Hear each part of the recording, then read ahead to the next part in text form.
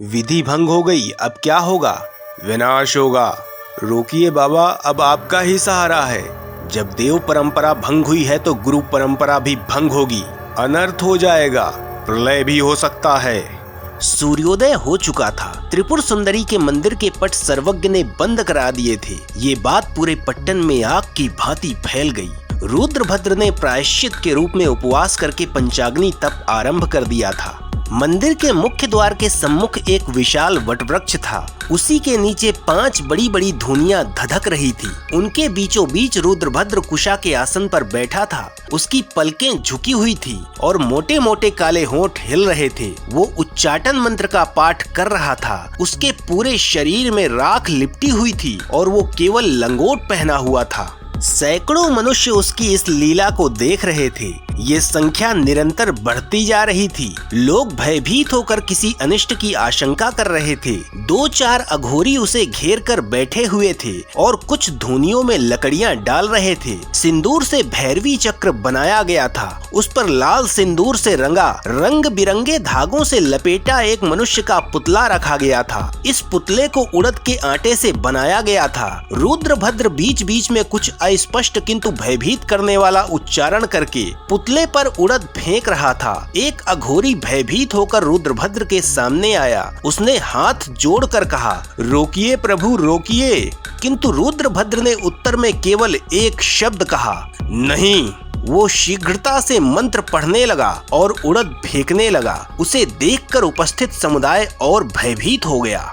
वैसे तो रुद्रभद्र गंग सर्वज्ञ का शिष्य था, किंतु वह वाम मार्गी था। वो त्रिपुर सुंदरी का अनन्य उपासक था। वो तंत्र शास्त्र का प्रकांड विद्वान माना जाता था। वो मारण, मोहन और उच्चाटन जैसी क्रियाएं किया करता था। सबको ऐसा विश्वास था कि उसने काल भैरव को वश में कर लिया है और उसके कारण वो किसी भी प्रकार का भला बुरा कार्य करने में सक्षम है। और रुद्रभद्र यदि किसी पर क्रोधित हो जाए तो उसका जीवन नष्ट हो जाता है। स्वयं काल भैरव उसे खा जाता है। और ऐसा कोई भी व्यक्ति जब मरता था तो काल भैरव के आंगन में उसके रक्त की कुछ बूंदें टपकी हुई मिलती थी, या आधी खाई हुई खोपड़ी या कलेजा दिख जाता था। ऐसे किसी व्यक्ति के मरने पर उसके संबंधी क्रोधित होने के स्थान पर देवता को प्रसन्न करने के लिए बहुत सा दान और पूजन करते थे, जिससे देवता उनके वंश का समूल नाश न कर दे। देवता को संतुष्ट करने के लिए रुद्रभद्र को भी बहुत सा सोना दान किया जाता था और सेवा की जाती थी।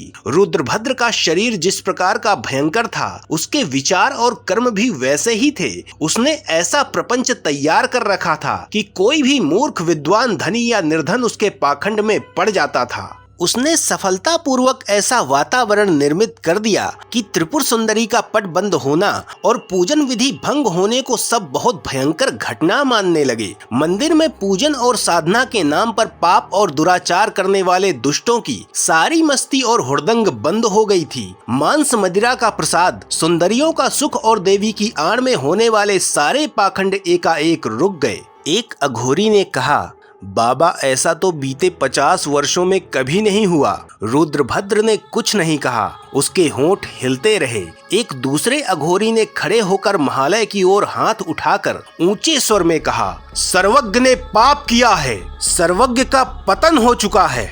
2 अघोरियों ने चिमटे उठाकर कहा, बाबा आज्ञा कीजिए, हम सर्वज्ञ के पास जाकर पट खुलवाएं और पूजन भोग संपन्न करवाएं, नहीं तो सर्वज्ञ का सिर फोड़ दें। नहीं, महामाया अब मंदिर में नहीं है। अघोरी ने कांपते हुए पूछा, महामाया कहाँ है बाबा? विनाश को आमंत्रित करने गई है। रुद्रभद्र मरुस्थल की ओर हाथ उठाकर हंसने लगा और अचानक शांत होकर ध्यान में मग्न हो गया। सभी उसे देखकर भयभीत हो गए। बहुत व्यक्तियों ने उपवास किया। कुछ उस रात सो नहीं पाए। बड़ी संख्या में अघोरी एकत्रित होकर रुद्रभद्र के चारों ओर नरमुंड ले लेकर नाचने लगे। इस भयंकर दृश्य को देखकर नगरवासी वहां से भाग गए। सूर्योदय होने पर सबने देखा कि रुद्रभद्र आसन पर नहीं है, किंतु पंचाग्नि अभी भी जल रही थी। सब और घबरा गए। किसी ने कहा, बाबा रुद्रभद्र आकाश मार्ग से महामाया के साथ विनाश को आमंत्रित करने गए हैं। किसी ने कहा बाबा अंतर ध्यान हो गए हैं। कोई कहने लगा कि उसने उन्हें तारों के निकट देखा है। चारों ओर अघोरियों को लेकर आतंक छा गया। बहुत से नागरिक सर्वज्ञ से अनुनय विनय करने लगे। कुछ ने क्रोध और भय भी दिखाया, किंतु वो अविचल बने रहे।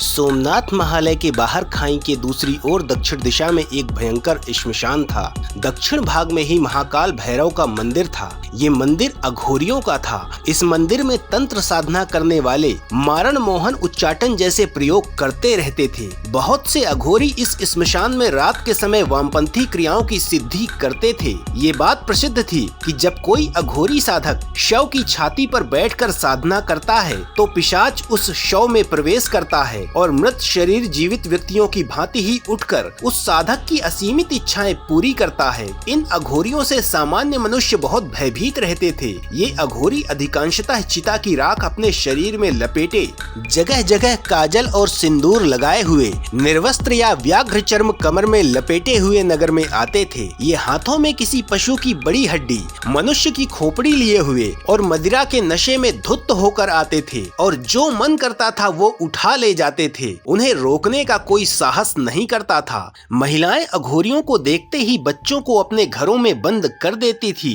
जब कोई अचानक मरता था या कोई बच्चा रोगी होता था तो इसे किसी अघोरी का क्रोध ही माना जाता था और उन्हें संतुष्ट करने के लिए भयंकर पाखंड किया जाता था। श्मशान के बगल से हिरण्या नदी समुद्र में गिरती थी। हिरण्या नदी के दूसरी ओर अघोर वन था। इसमें से दो काली काली पर्वत चोटियां दूर से ही दिखाई देती थी। कोई भी पुरुष अघोर वन में नहीं जा सकता था। जो जाता वो जीवित नहीं आता था। सबका विश्वास था कि हाथों में पशुओं के आंतों से बने शस्त्र लेकर 1 करोड़ पिशाच उस वन की रक्षा करते हैं। कृष्ण पक्ष की चतुर्दशी को पिशाचों का स्वामी अघोर वन से हिरण्या नदी को पार करके श्मशान में महाकाल भैरव को बलि देता है। प्रत्येक अमावस्या को बहुत से नगरवासी श्मशान जाते थे। वो कुत्तों और गीदड़ों से घिरे बैठे अघोरियों को बहुत सी भेंट बलि अर्पण करते थे। वो उन्हें अपने रोगों, शोक और समस्याओं के बारे में बताते थे। ये सारे वाममार्गी अघोरी पापी व्यभिचारी थे। वो भोले भाले नागरिकों को इस प्रकार लूटते और ठगते थे जिसकी कोई कल्पना नहीं की जा सकती है। सब उन्हें सिद्ध पुरुष मानते थे और उनकी किसी भी आज्ञा के उल्लंघन का अभिप्राय भयंकर विपत्ति को आमंत्रण माना जाता था। पिशाचों के स्वामी का नाम शब्बरपा था। उसे कभी किसी ने नहीं देखा था, किंतु सब यही मानते थे कि उसकी आयु सैकड़ों वर्ष की है। वो अजर अमर है और सारे भूत प्रेत बेतालों का स्वामी है। उसके नाम की पूजा की जाती थी। उसी के नाम पर हजारों अघोरी नागरिकों को धमकाते और लूटमार करते थे। उसके विषय में ऐसा प्रचार किया गया था कि वो चाहे तो उड़ सकता है, जिस योनि में चाहे उस योनि में प्रवेश कर सकता है। बहुत से गप मारने वाले ऐसे भी थे जो कहते कि उन्होंने शब्बरपा को आकाश में उड़ते हुए देखा है, या उसे बाघ के रूप में मनुष्य को खाते या मनुष्य की भाषा में बात करते देखा है। उसके संबंध में ऐसी बहुत सी मनगढ़ंत बातें फैली हुई थी। आगे क्या हुआ जानने के लिए धारावाहिक के अगले एपिसोड की प्रतीक्षा कीजिए। पिछले एपिसोड देखने के लिए वीडियो के डिस्क्रिप्शन में जाकर लिंक पर क्लिक करें। वीडियो को लाइक करें, शेयर करें और यदि आपने अभी तक हमारे चैनल को सब्सक्राइब नहीं किया है तो इसे सब्सक्राइब अवश्य करें। हर हर महादेव।